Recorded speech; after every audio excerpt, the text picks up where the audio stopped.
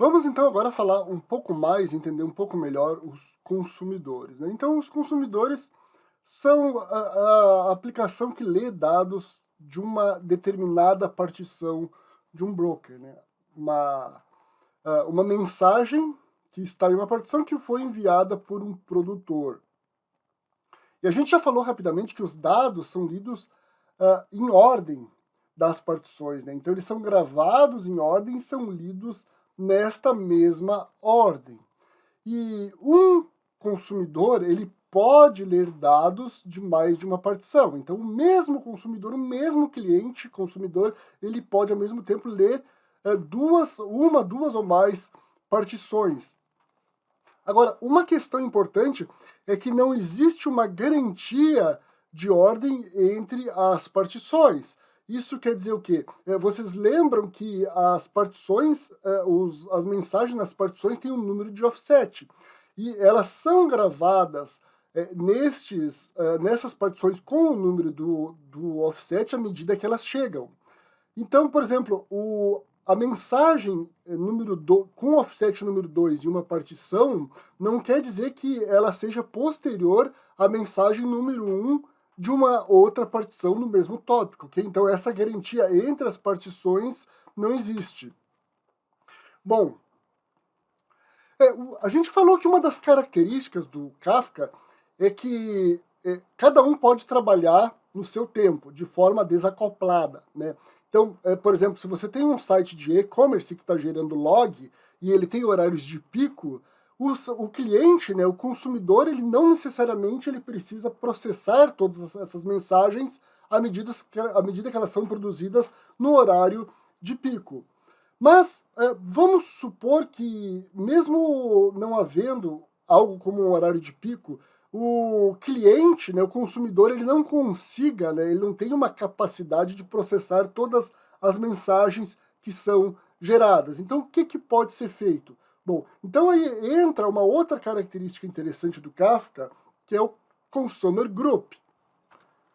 Então, o que é um Consumer Group? Então, é um grupo de consumidores que eles vão dividir a tarefa de processar determinado tópico. Então, se um determinado tópico ele tem um volume muito grande, né, e você precisa ter mais de uma tarefa de processamento, né, um único consumidor ele não consegue processar, você pode ter um grupo de consumidores.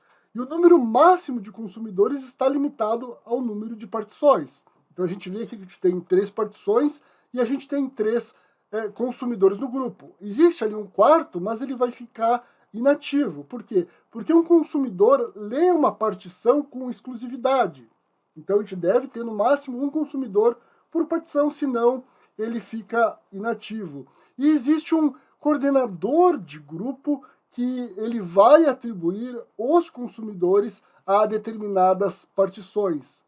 Agora, a gente já falou algumas vezes que um consumidor ele tem acesso exclusivo a uma partição. Então eu não poderia aqui, por exemplo, colocar, por exemplo, o consumidor aqui C2 lendo a partição 1 ao mesmo tempo que o consumidor 1.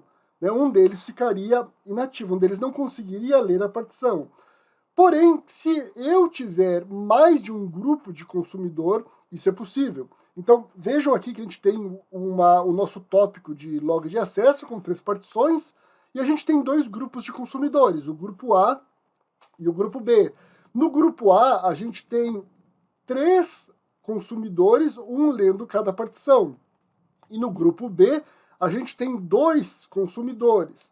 Então, o primeiro consumidor está lendo 2 partições e o segundo está lendo uma.